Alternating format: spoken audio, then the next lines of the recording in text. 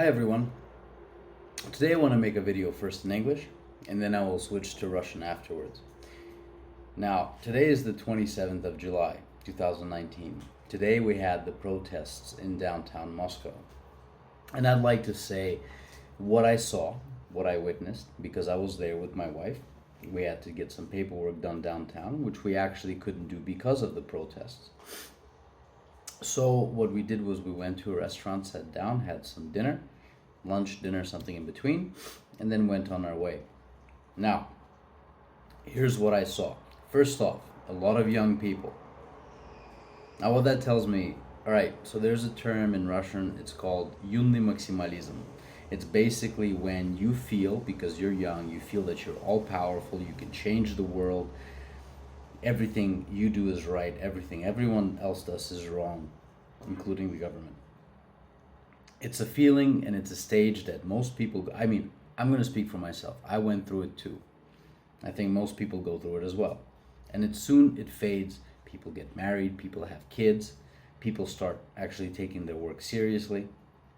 And then they sort of have different values.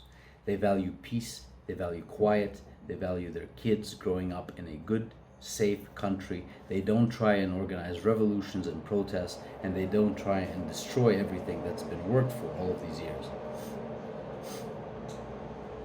Anyways, so what I saw today was a lot of young people.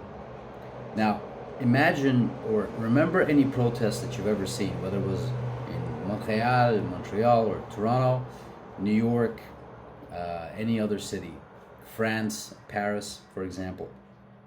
Remember those protests. Remember the people that attended. These are similar type of people that were there today. Young people. People that could be easily manipulated. I don't know why the young people were there. Some way too young, by the way.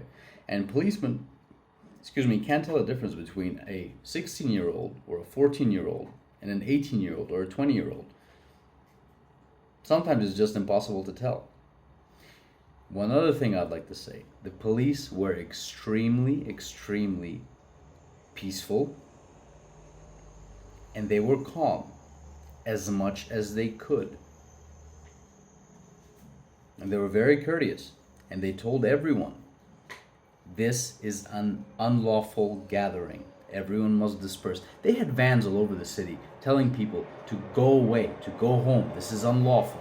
Because they did have their own sanctioned meeting a couple of weeks ago. And they were there and they had their protest. They came outside and then they dispersed. That was fine. There we go. Democracy, freedom of speech, whatever. But this was unlawful. And by the way, if you look at any of the YouTube videos, same thing happens in the US, same thing happens in Canada. If you have an unlawful protest somewhere being organized in the middle of the street, blocking the road and things like that, guess what? You're going to get beaten over the head. You're going to get arrested. You stop traffic like protesters did in Montreal in 2013, I believe. You stop traffic on the Pont Champlain or somewhere in downtown in New York or Moscow, you're going to get beaten. And that's exactly what happened here. Policemen tried their best to keep calm, and in the end, when they were thrown bottles at, when they were instigated and thrown other kinds of dangerous material, they finally had to disperse these people physically, and that's what they did. And we know we're going to be seeing videos upon videos online only of policemen beating protesters. We're not going to see all the protesters doing the instigating. That's not what's going to be shown. What's going to be shown in videos upon videos of policemen beating people that actually were there unlawfully and put themselves in the position to be beaten. That's what happened. I've witnessed it with my own two eyes. If you were walking around, if you were enjoying the city, if you're being a normal human being, enjoying the city again, you didn't get beaten. You didn't get harassed, nothing. You were walking around. If you were gathering unlawfully, supporting candidates that would be tried for treason in the US. Now that's something to be understood, is who the candidates are. Dmitry Gudkov, for example. Someone who went over to the US, to Congress, to Senate, and made a speech and tried to get people on board to fight the regime and fight corruption or fight the government here in Russia. Now, if an American or a Canadian went over to Russia and did the same thing, I bet 100% that mainstream media and all the other politicians would label him a traitor, and they would try to force him to leave his post and probably try him for treason. Now, you have to understand what treason is. Treason law in the US. 5 years minimum jail and $10,000 in fines. Minimum. Maximum, you get the death penalty. Because you're asking a foreign government to come and intervene. That's exactly what some of these people did. They're not freedom fighters. They're traitors, according to US law. Again, it was rather peaceful up until the police were forced to do what they had to do. And I spoke with a policeman and I said, hey, you know what? You guys are being very, very nice, being very calm. And he told me, he looked at me, he said, yeah, I know. If we were in the US or Canada or France, we would be firing tear gas at them. We would have water cannons. We would be beating the hell out of them until they left. That's what we would have been doing. But we're not in US, in Canada, or in France. So we have to wait. We have to wait until something gets thrown at us. So I fully support the policemen who are doing a fine job in the 30-degree heat today, in their full BDUs and their full uniform. They were out there and they were making sure that the streets were as calm as possible. But of course, you're not going to see that on the TV. You're not going to see it on Telekanal Dozht, TV Rain. That's all they're going to show are people being beaten because they're innocent people protesting the government. But they're not going to show you what these people did before they were beaten. They're not going to show you that these people were told for hours to leave because they had their protest a couple of weeks ago and it was lawful and they gathered and everything was fine. That was fine. And this time it was unlawful because they didn't warn the authorities ahead of time, just like people have to do in Canada, for example. That didn't happen. So that's what they did. И теперь я хочу переключиться на русский язык. Опять же, сегодня я был там. Мы с женой гуляли.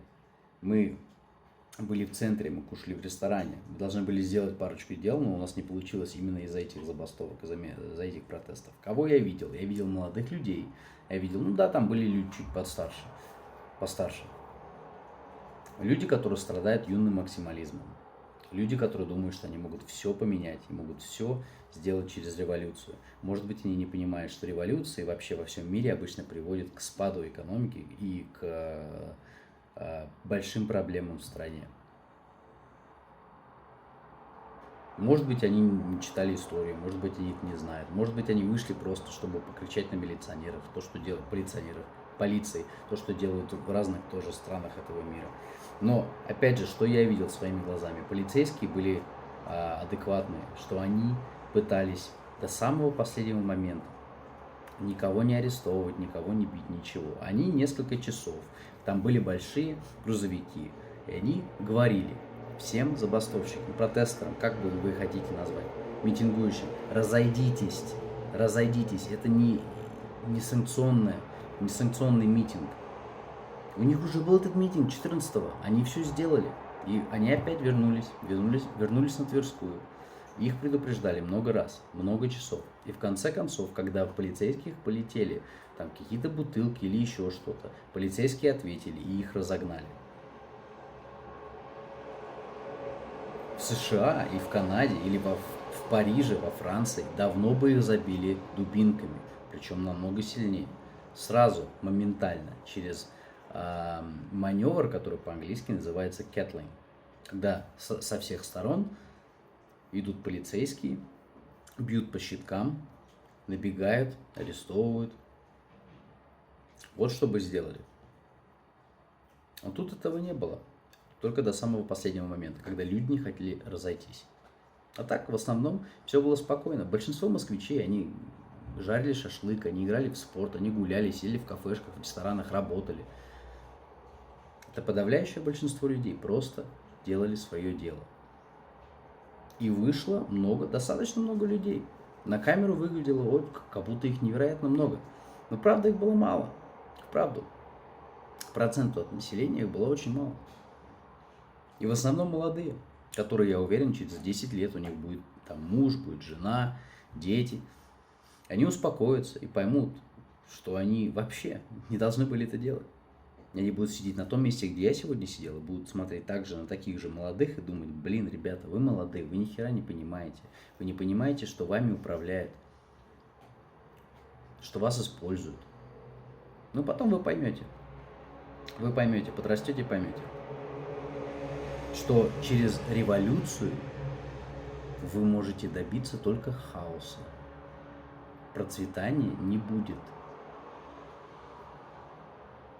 Так что полицейские сегодня действовали довольно-таки и очень долго, довольно умеренно, и очень долго они ждали, чтобы люди разошлись. Очень долго и очень долго терпели. А так в основном, если просто ходишь мимо них, не кричишь на них, идешь там на работу или в кафе или еще куда-то, тебя даже не трогают. Вот и все. Вот что я хотел сказать сегодня, 27 июля 2019 года, насчет этих забастовок и протестов. В основном вся Москва также отдыхала, жила спокойно. Люди гуляли, люди отдыхали. Все-таки сегодня была очень хорошая погода. У нас несколько недель были одни дожди. Они вышли, погуляли. Сегодня по новостям и завтра по новостям посмотрим, что там происходило. И как телеканал «Дождь», и как другие телеканалы за границей будут освещать все это дело. Вот это правда будет интересно. Я знаю, что они будут говорить, что эти люди дерутся за свободу и так далее. Хотя они даже сами не понимают, что за кандидатов, за которых, как Дмитрий Гудков, за которых они сражаются, в Америке бы их арестовали. Минимум 5 лет тюрьмы. Посмотрите, что такое treason, предательство. 5 лет тюрьмы в США минимум. 10 тысяч долларов штраф минимум. Максимум казнь, смертная казнь за предательство. Да-да, если бы какой-то конгрессмен или сенатор полетел в Россию и сделал то же самое, что сделал Дмитрий Гудков, это была бы смертная казнь в США.